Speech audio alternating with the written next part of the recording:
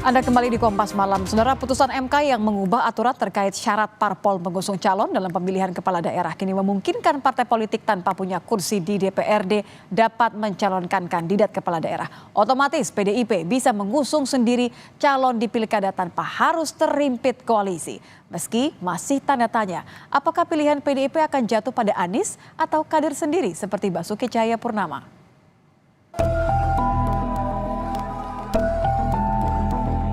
Setelah nyaris tak bisa mengusung calon di Pilkada Jakarta, putusan Mahkamah Konstitusi yang mengubah aturan terkait syarat parpol mengusung calon dalam pemilihan kepala daerah bak angin segar bagi PDIP. MK menyatakan partai politik tanpa punya kursi di DPRD dapat mencalonkan kandidat kepala daerah. Putusan ini turut berpotensi membuka jalan PDI Perjuangan mengusung kandidat sendiri dalam pilkada. Ketua DPP PDIP, Eriko Sotarduga, menyebut partainya telah mengantongi 3 nama, diantaranya adalah kader PDIP sendiri dan Anies Baswedan. Sudah pasti kader harus maju. Apakah dengan kader yang lain, dengan kader partai lain, ataukah dengan katakan non-parpol, ya seperti Pak Anies. Pak Anies non-parpol ya? Non-parpol ya? Nah, ini saya harus konfirmasi kepada rekan-rekan media. Ya bisa saja bekerja sama atau apa, tetapi tentunya pada 3 nama ini. Nah, soal siapa nanti yang diputuskan, nah, 3 nama ini tentu tanya, ada nggak Pak Anies di sini kan begitu kan? Ya, tentu dari senyum saya ini kan sudah bisa terlihat kan begitu kan, tapi saya tidak ingin. Meski nama Anies kerap disebutkan, Ketua DPP PDIP mengaku partai akan menggelar rapat untuk mematangkan strategi pilkada. Pasalnya, kader PDIP Basuki Cahayapurnama juga berpeluang besar untuk maju di Pilkada Jakarta. Eriko pun meminta KPU segera mengubah peraturan terkait pasca putusan MK. Tim Liputan, Kompas TV. Ya, lalu kemana pilihan PDIP akan berlabuh untuk melawan koalisi besar Kim Plus di Pilkada Jakarta? Kita akan bahas bersama Direktur Eksekutif Poltreking Indonesia, Hanta Yuda. Selamat malam, Mas Hanta. Mas Hanta, selamat malam. Bisa, bersambung. Aman. Suara Mas Hanta terdengar, apakah suara Nitya sudah terdengar? Nitya. Aman ya? Selamat malam Nitya. Ini nampaknya yang baju merah akhirnya lolos juga ya. Kalau kita lihat ini akhirnya untuk memenangkan, kita langsung lawan strategi saja. PDIP akan mengusung siapa untuk melawan Kim Plus? Ya, kabar baik sekali buat PDIP. Termasuk figur-figur yang memiliki elektabilitas tapi belum mengantongi boarding pass pada Anies Baswedan dan sebagainya. Nah, karena petanya di Jakarta itu sudah mengkristal, di mana Kim Plus sudah mengusung Ridwan Kamil, kalau tidak direvisi, maka kemungkinan melawan kota kosong sudah tertutup, hanya bicara melawan persoalan tidak relevan lagi. Nah, kemungkinan Ridwan Kamil akan melawan Ridwan Kamil dan koalisi Indonesia Maju Plus akan berhadapan dengan calon yang kuat, yang kompetitif dan cukup kuat. Nah, siapa yang ini akan muncul? Menurut saya faktor ini sangat bergantung pada PD Perjuangan.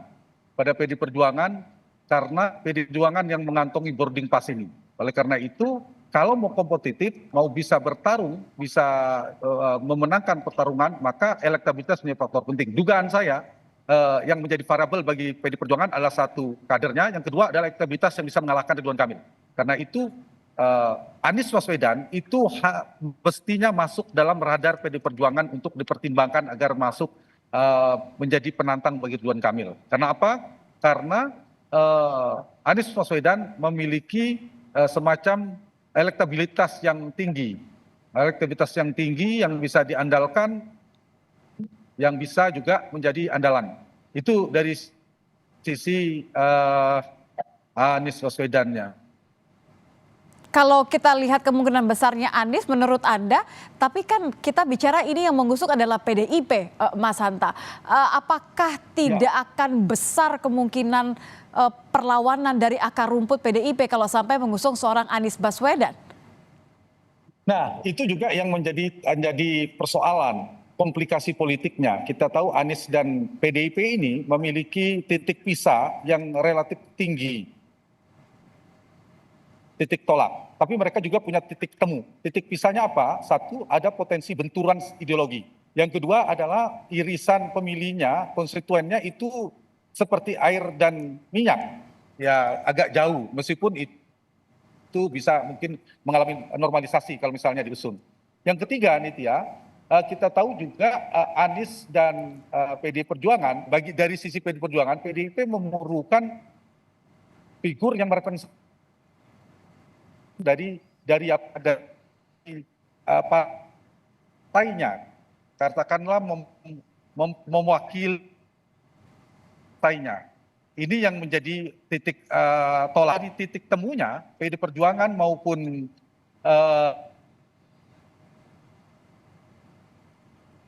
Nampaknya sedikit terputus, Mas Hanta. Apakah boleh diulang kembali kalimat terakhir Anda mengenai titik tolak antara Anies dengan PDIP ini justru akan menguntungkan PDIP dengan strategi seperti apa? ya, karena titik tolaknya mereka adalah secara benturan ideologi, basis pemilih konstituennya mungkin berbeda, dan yang ketiga ada persilangan secara posisi politik untuk mewakili. Tapi ada titik temunya Nitya antara PDI Perjuangan dan Anies Baswedan. Titik temunya adalah keduanya memiliki lawan politik, tanda petik musuh politik, kompetitor yang sama. Siapa? Yaitu Kim Plus. Karena kita tahu Kim Plus di sana ada Prabowo, ada Jokowi dan lain sebagainya. Nah, ini titik temu ini mungkin bisa menjadi jalan tengah. Apakah Anies dipasangkan dengan kader PDI Perjuangan, apakah Rano Karno kah, Pak Ahok sendiri kah, atau nama-nama lainnya, itu akan menjadi lawan tanding yang kuat. Ketimbang PDI Perjuangan hanya mengambil nama lain.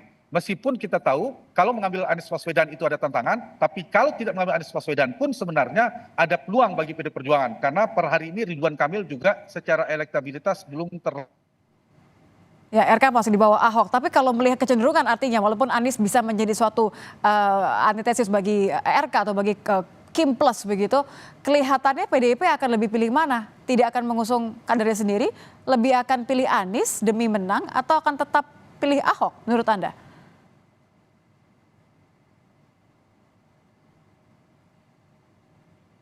Mas Hanta? Nampaknya kembali ada gangguan teknis.